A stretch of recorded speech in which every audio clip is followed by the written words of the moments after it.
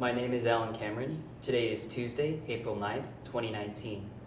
The time is 5:59 p.m. We are at St. John's Northwestern Military Academy, and I'm interviewing Michael Krebs, who was born on June 9th, 1942 in Kenosha, Wisconsin, and served in the post-Korean and Vietnam War eras between January 29th, 1965 and January 29th, 1971. Michael Krebs was a lieutenant, junior grade in the United States Navy, serving as a naval aviator aboard the USS Intrepid and United States ship Forrestal aircraft carriers. This interview is sponsored by the Bell Tower Veterans Memorial Project. I'm also proud to say that Lieutenant Junior Grade Krebs is my great uncle. My name is Michael Krebs. As you heard Alan introduce me, I grew up in Kenosha, Wisconsin, went to Bradford High School and Marquette University. While at Marquette, I was in the Naval Reserve Officer Training Corps program, the Holloway program, which was fortunate because they paid tuition, books, and $50 a month for all 4 years. Upon completion, I had a 4-year obligation. And that's when I decided to go into aviation. So while you were at Marquette, what were some of the activities that you got to participate in through that program? As part of the Navy ROTC program, we had an additional academic class each semester, and then on Thursdays, Thursday afternoon specifically, we had 3 hours of drill, and we wore our uniform all day. So we were in the campus with our uniforms, and being where we are in Milwaukee, they were dress blues. So as part of the unit, though, we had a society called Anchor and Chain, which was more like a fraternity. Okay. So we played with the intramural sports with the rest of the university. So we played against the, fraternities, and we played against Army, and they also had a reserve officer training for us. So there was a lot of competition. We actually had at the Marquette dropped football in 1960 after the season. So every year we had an Army-Navy football game between the two ROTC groups. And that, in the stadium, and so it's kind of interesting because there were a lot of people showed up for it because that's the only football game they had. And at what point at Marquette did you decide that you wanted to fly? Actually, freshman year, there was an air show at the lakefront. Right.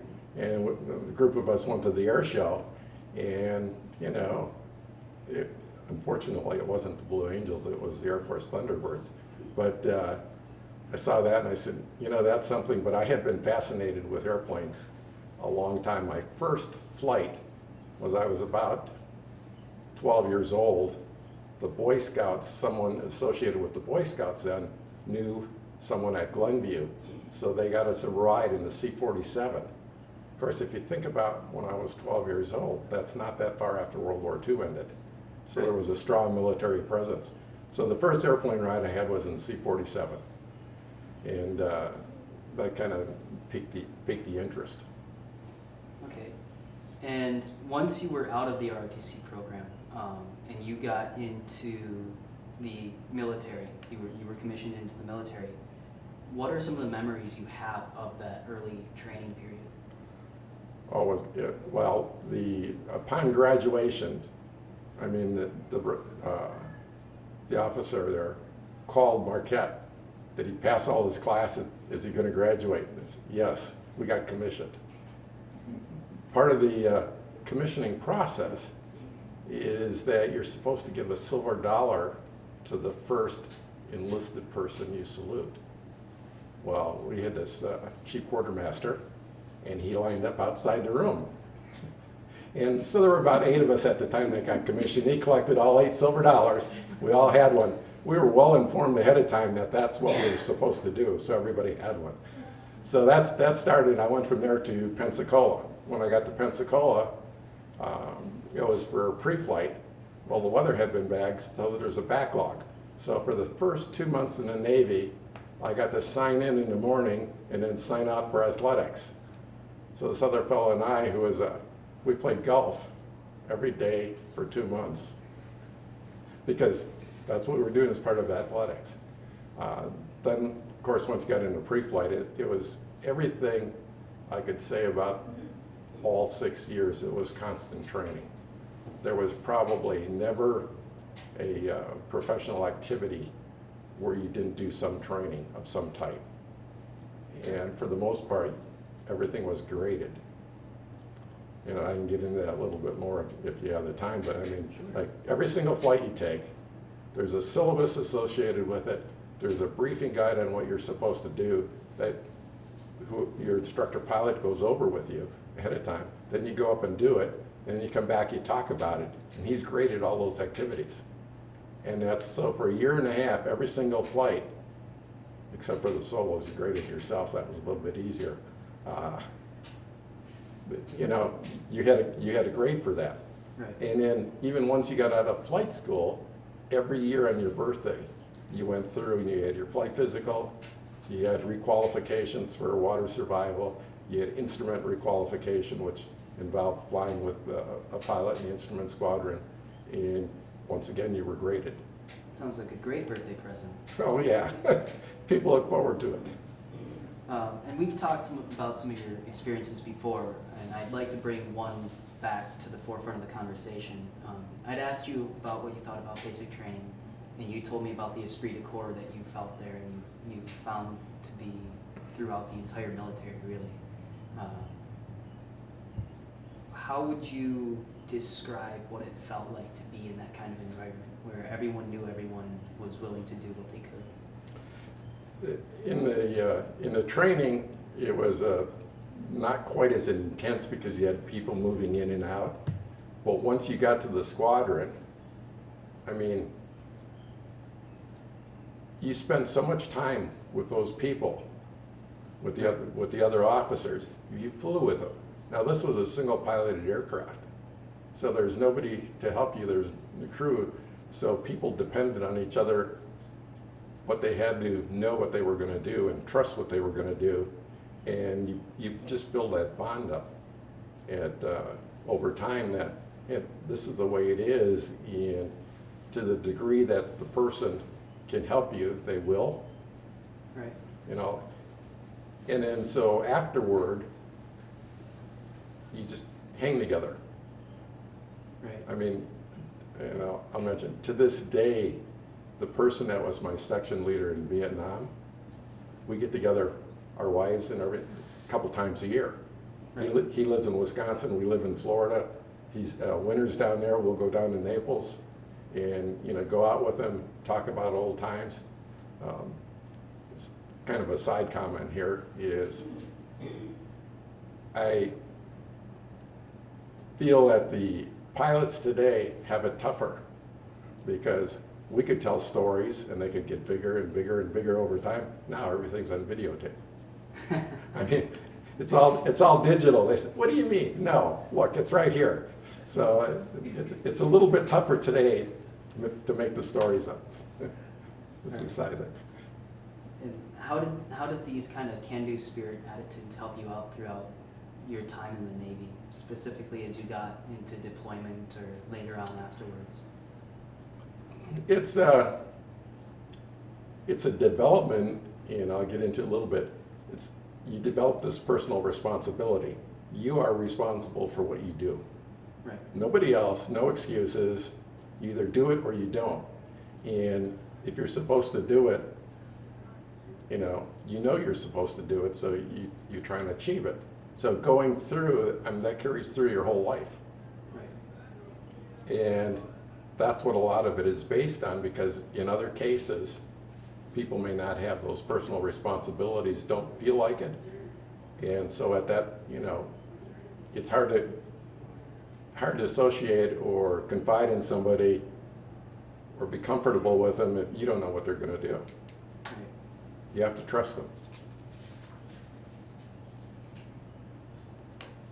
Coming through back to pretty soon after you graduated from training, about 7 months later, you mentioned you were the youngest flyer in your squadron, and the high expectations of, as you put it, the low man on the totem pole. Well, let me go back to that. So I graduated in January of 65. Right. Well, the whole Naval Academy class that graduated in June of 65 was placed in front of me in the lineal list. So that's why I ended up as junior officer in the squadron, is just by the way things were. They've since corrected that. So as junior officer in the squadron, though, when I graduated from flight training and got my wings, I had orders were cut to go to Memphis for maintenance officer school for 4 weeks, because once again there was a backlog in Cecil Field, Florida, near Jacksonville, because of the weather. We had to go through, and even after we had our wings, we had to go through and learn how to fly the A4, and that's where the bottleneck was. So they said, okay, go to Memphis for 4 weeks. Well, at Memphis, I not only went through the 4 weeks, but since I was an electrical engineer, I also took the 6 weeks of electronics and electrician and took the test. So they said, okay, you got 10 weeks of school instead of 4. So when I got to the squadron as a junior officer, the skipper, having looked at everything, said, oh, you're an electrical engineer and you had this? He says, you have the avionics and the electrical division, which is 2 together was second largest, and that. And he says, maybe you can talk to those people, nobody else can. So as a junior officer, I ended up with the second largest division, weapons being the largest, Right. and we were being deployed. So in that sense, it really didn't matter. Did you have anybody during your time as you got into a squadron that you looked up to as a role model or a mentor? Once I got to the squadron, basically one of the tricks we were taught going through flight school, because it had a decent washout rate. People, trying just couldn't make the grade. Right. So somewhere along the way, somebody said, pick out one guy you really don't like. And you say, you're better than he is. And so if he can do it, you can do it. And it's kind of a motivation, kind of backhanded one, but it's a little bit of motivation. So that was through flight training. Once you got in the squadron, the person, there were several people, but the one, probably our executive officer, Mark Peralt, was a commander, and I looked up to him quite a bit. And we had a good relationship. Our wives had a good relationship, although at the time I was in VA 34, we weren't married, but when I got engaged, the squadron wives took my fiancée under their wing and said, included her in all the activities and everything. And that helps build that unity. You talked about the esprit de corps. Right. Well, when the wives take care of one another, when there's a deployment, if they have problems or everything else, that's happening. That also helps.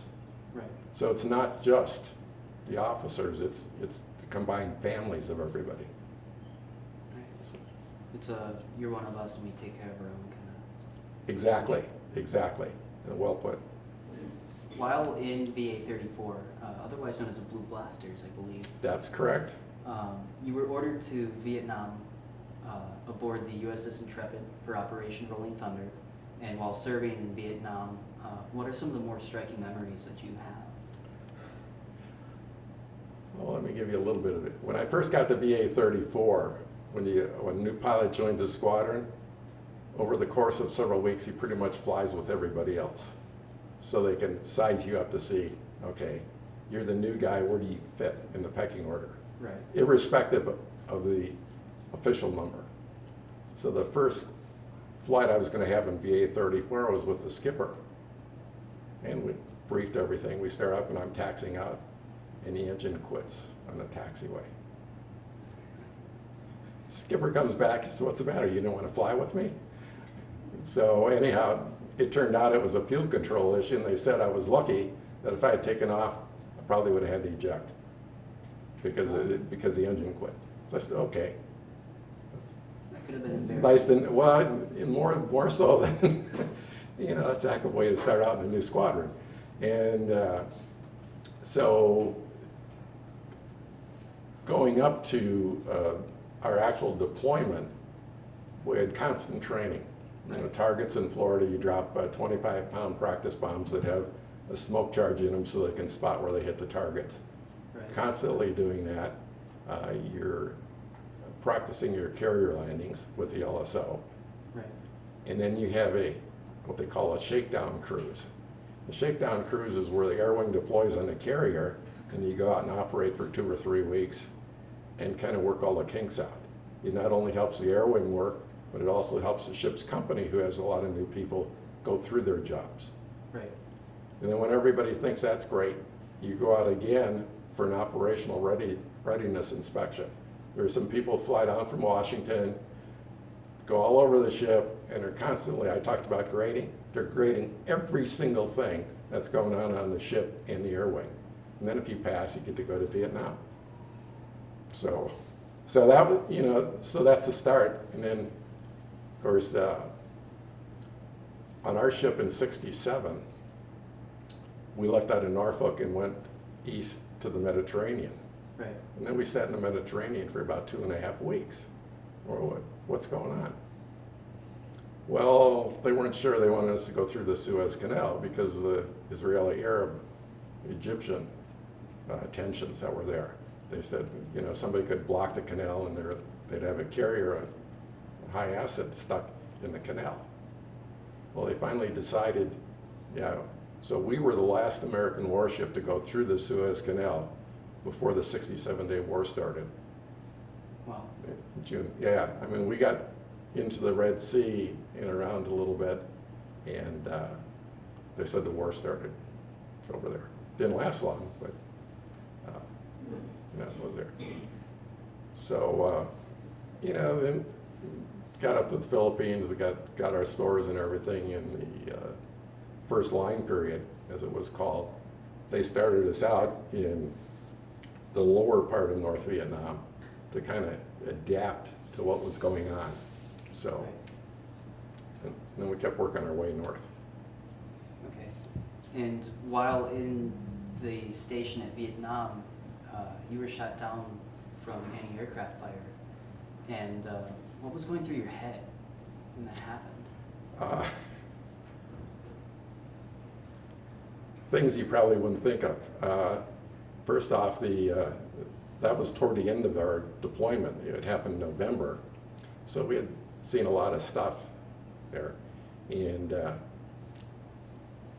if I recall right, I was supposed to fly on 2 missions that day. One in the morning, which was kind of nondescript. We were looking for river traffic, and we had GE miniguns. They basically were like machine guns, but they fired at 7.62, and they could fire, depending on 4,000 or 6,000 rounds per minute.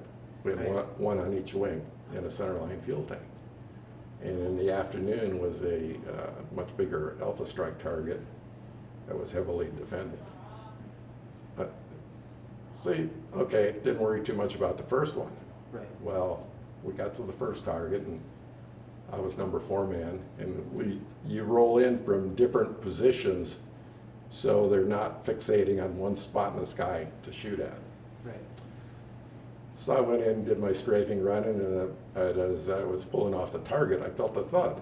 And I said, that's strange, because you feel a thud when you pickle your bombs off, because they have charges that push the bombs off. Only I didn't have any bombs, I was shooting.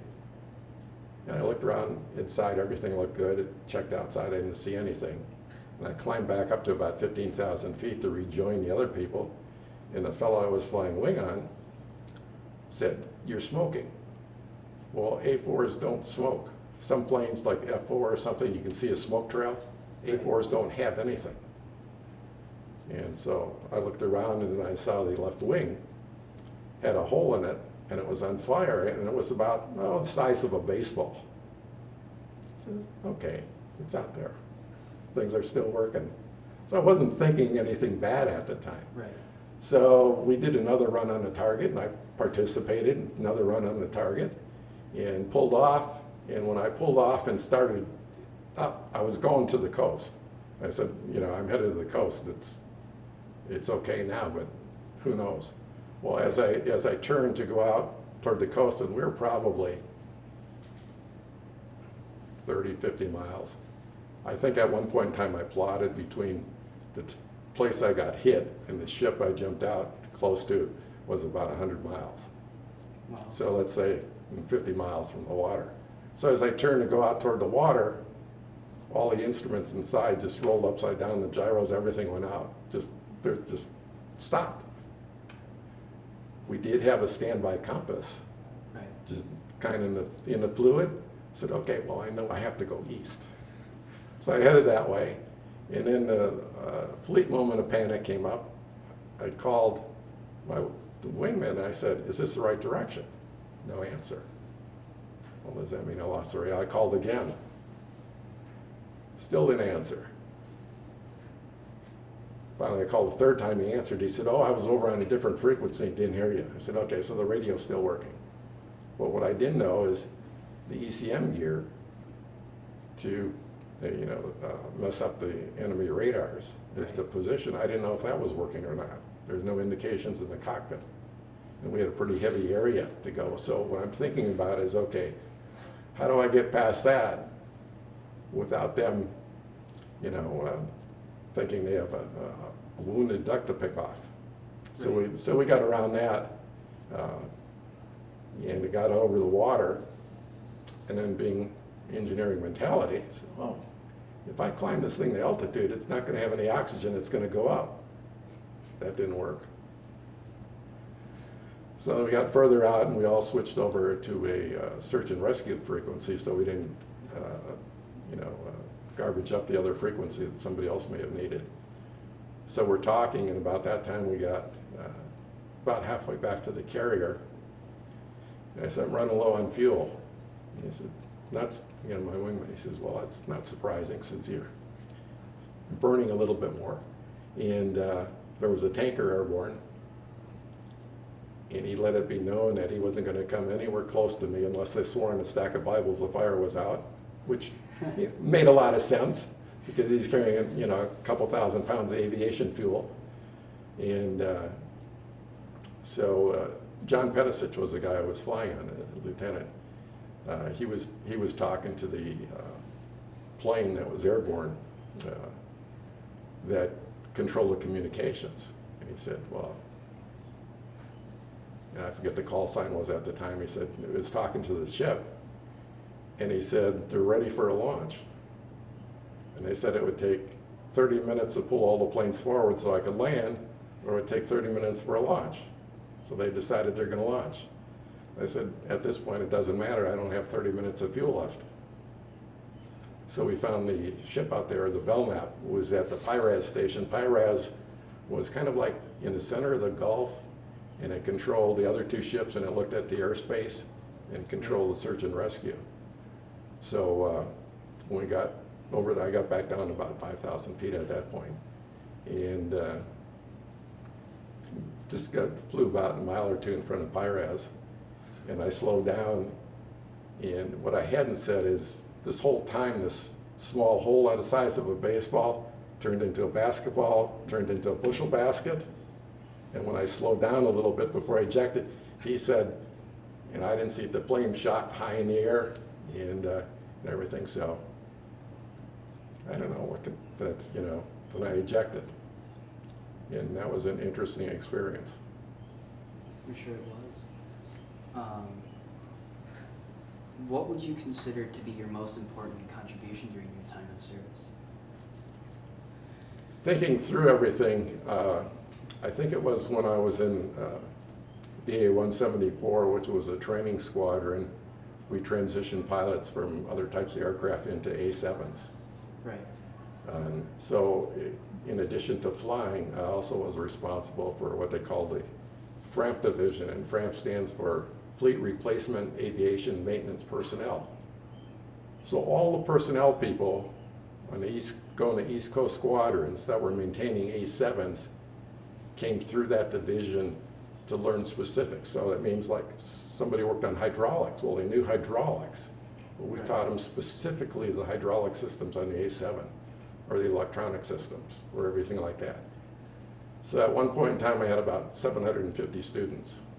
Of course, I had plenty of help, but overall, when you think about all the scheduling and everything else for that, I think that's probably the biggest impact. And those students of yours headed off then to their own respective units later on. That's correct. I mean, the impact you would have had is just Yeah. massive. So I did that probably for about a year and a half. And having personal experience with the Vietnam War, what was it like fighting in a highly unpopular war? You know, we were kind of separated from that. In the Vietnam War, you had at least 3 or 4 distinct areas. You had the air war in North Vietnam, which was Navy and Air Force. Right. And talking to some of the Air Force people, their tactics and their sense of anxieties were totally different from ours.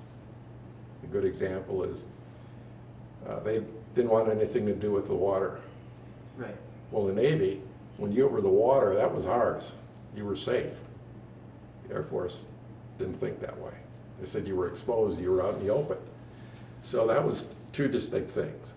Well, the air war was totally different than the ground war in South Vietnam. I didn't see anybody face to face like some of those people did. I don't know how they did that. It's just, it's foreign to me. And I have a good friend, and he lives here in Wisconsin. Turned out he was in the Marines. He was in our Navy ROTC class. Mm-hmm. He went in the Marine Corps, obviously went through basic school as second lieutenant. He got shot, almost killed. After he recovered, he decided he wanted to fly airplanes. So he went through flight school, flew F-4s, went back to Vietnam. Well, then when things scaled down a little bit, he decided they had a program. He went to Marquette Law School and finished law school, still maintaining his time in the Marines, went back in the Marine Corps, and ended up as a judge advocate general for the entire Marine Corps. Wow. It was like the 3-star general.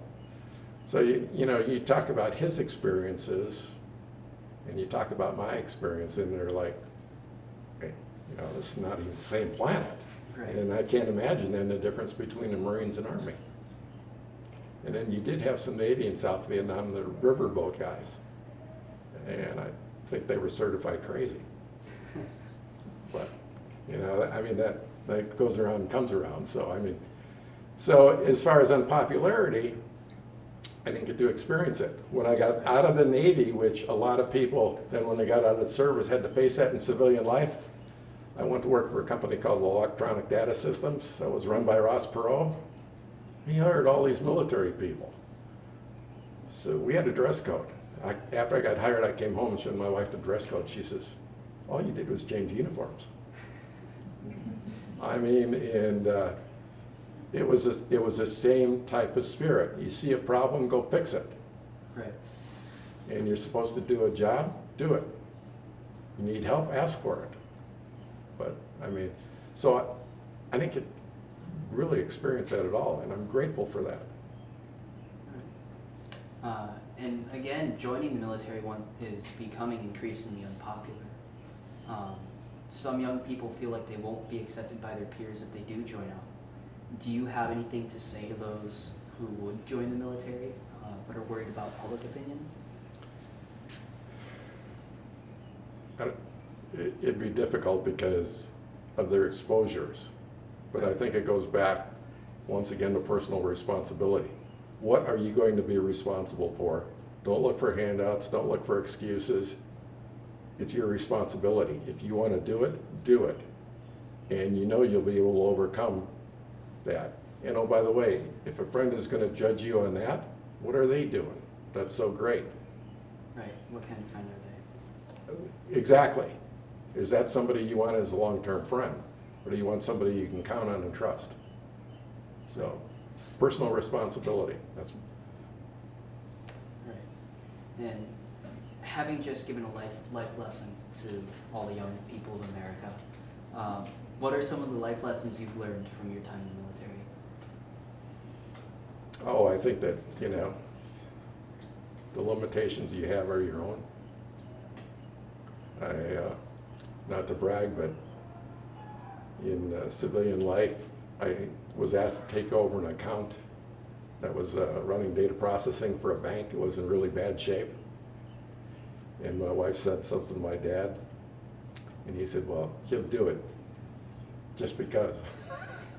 So I mean, it's, you know, I guess that goes back to, you know, knowing you have to do something, you figure out a way to get it done. Right.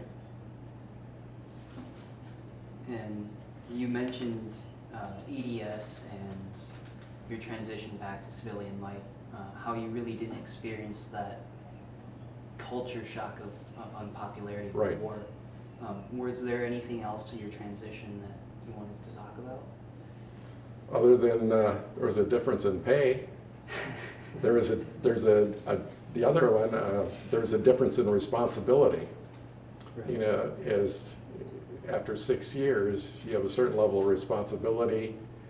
You make decisions, you're in charge, and all of a sudden now you start out, you're in a company, and you have to ask somebody's permission sometimes to do things. Not always. I mean, if it's a problem, you go fix it. But other types of things, it's not just your say. You have to do that. In some respects, that was like the military, but I think Right.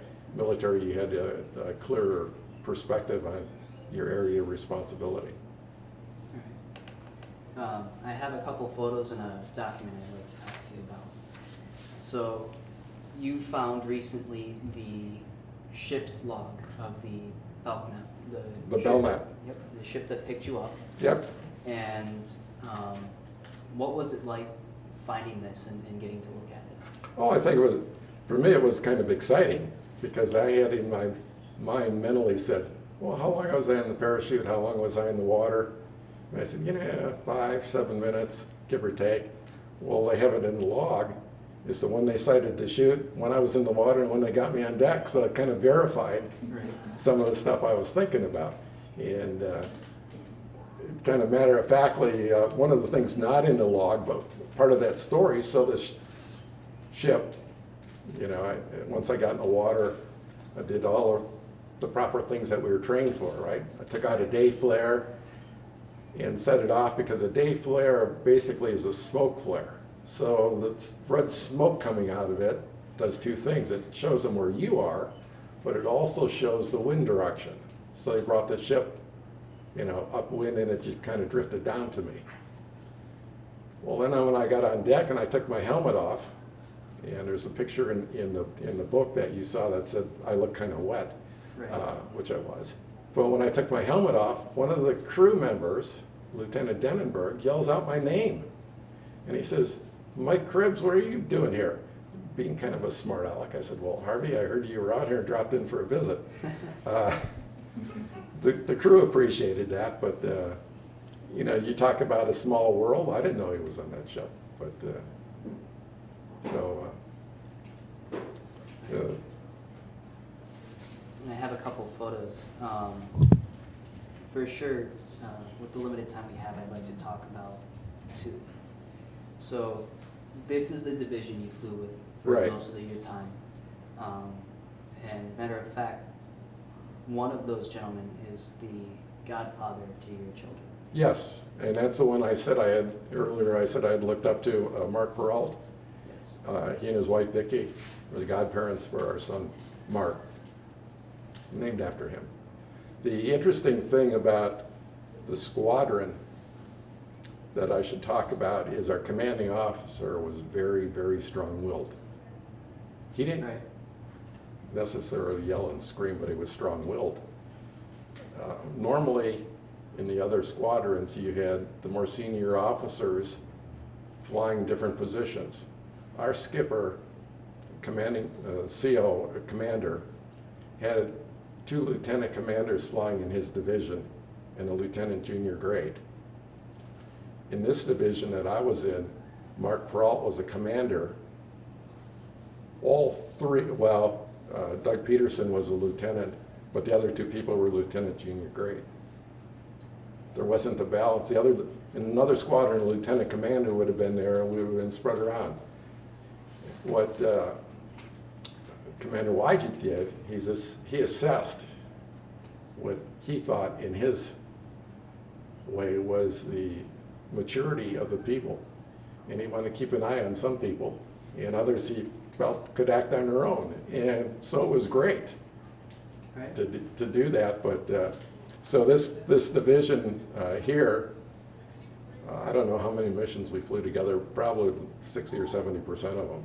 And as I said, Doug Peterson lives here in Wisconsin, and we get together, our wives do, and whenever we can. Right. So was flying with your commander then a factor of being mature or being immature and needing to be kept an eye on? Well, no, because he had 3 junior officers with 1 commander, where Commander Wygen Right. had 2 lieutenant commanders flying with him in a lieutenant junior grade. Right. So we looked at it as a plus. All right. And what would you have to say to this young gentleman getting his wings pinned on, which is a picture of you? You made it. After 18 months, you made it. You got to the end. Now the work begins. Now the work begins. All right. Uncle Krebs, is there anything you'd like to talk about? Any pictures in particular? Or? No, I think overall, just some general philosophy. I think the Navy was a very good experience for me in several areas. Developed leadership abilities, taught you how to make decisions. When you were in the airplane by yourself, nobody's going to reach in there and help you. Right. One of the rules, and I didn't mention this, that they taught us in flight training that applies today to every single person that has a cell phone.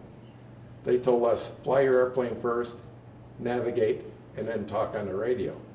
If people would do that in cars, think about it. Drive the car, know where they are, and then maybe talk on the phone. They got it backwards today. Yes, sir. Okay. This has been Mike Krebs with Alan Cameron at St. John's Northwestern Military Academy. The time is 6:35. Uncle Mike, it's been a pleasure being with you. It's been a pleasure being with you. And I'd like to thank the Bell Tower Memorial Project for their opportunity of providing us with this chance. Thank you.